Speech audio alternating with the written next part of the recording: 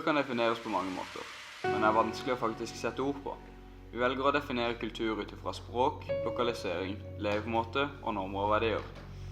En hovedkultur er en stor kultur som består av flere kulturer som da blir kalt delkulturer. Den samiske kulturen kan defineres som både hovedkultur og delkultur. Den samiske kulturen er både en delkultur i den norske kulturen, men samtidig er den en hovedkultur som består av flere delkulturer. Samene er urfolk i Norge.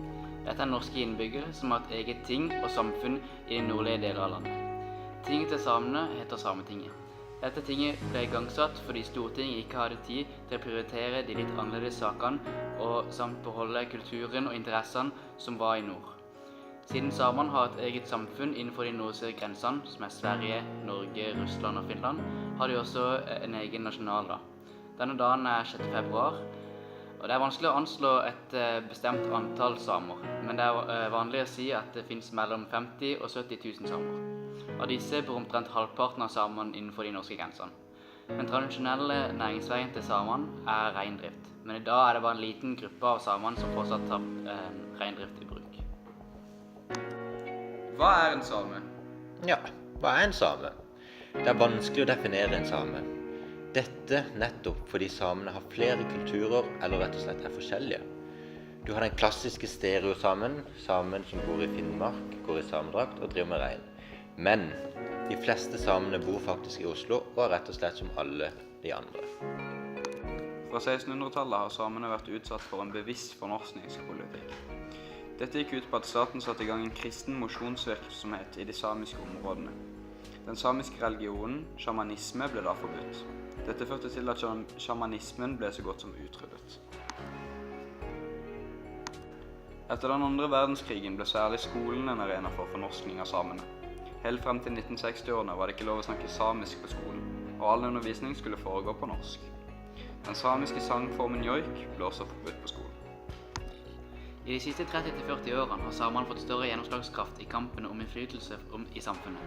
Dette gjorde de blant annet gjennom opprettelsen av samiske interesseorganisasjoner og aksjoner. Kampen for selvbestemmelsesrett har gitt resultater.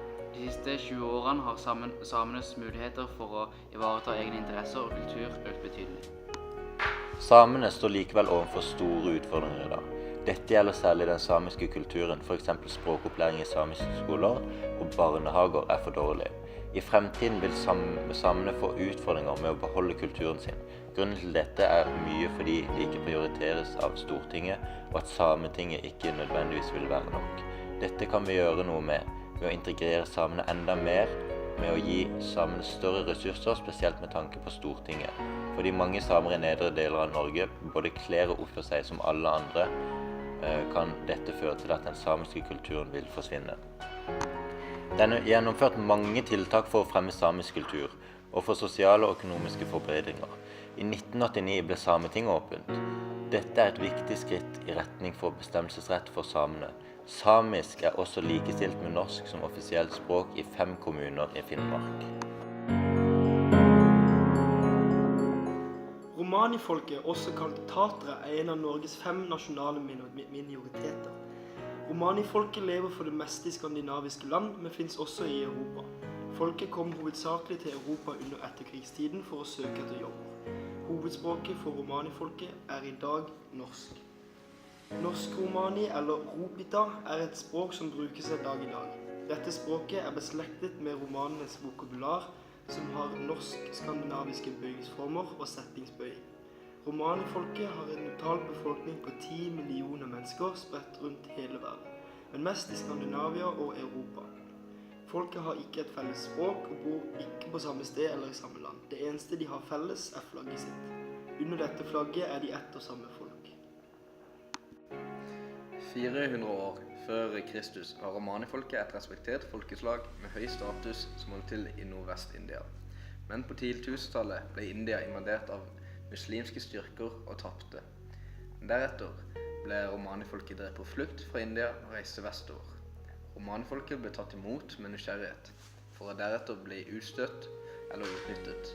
De som reiste i Øst-Europa ble satt til slaveriet. Dette slaveriet ble ikke avsluttet før i 1864. De ble ofte forbundet med magiske evner. derfor stemplet som trollmenn. Straffen for dette var bålbrenning. Fremmedfrykt mot romanifolket førte til forfølgelse. Det var jakt i den fulle betydning. Kvinner og barn var også fritt å skyte på, uten dom og straff.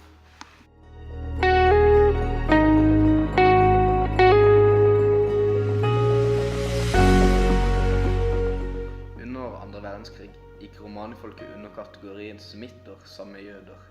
De skulle utsettes på et rasemessig grunnlag. I 1940 ble 400 romanibarn brukt som prøvekaniner på syklon Begas.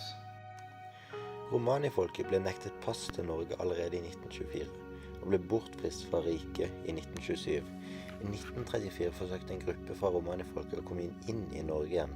Disse ble så stoppet av Justisdepartementet og sendt til konsentrasjonsleir der de fleste ble myrdet. I 1943 planla sentrale personer i en nasjonal samling folkemord på romanifolket og taterne i Norge. Krigen sluttet imidlertid før de rakk å sette planene ut i verk.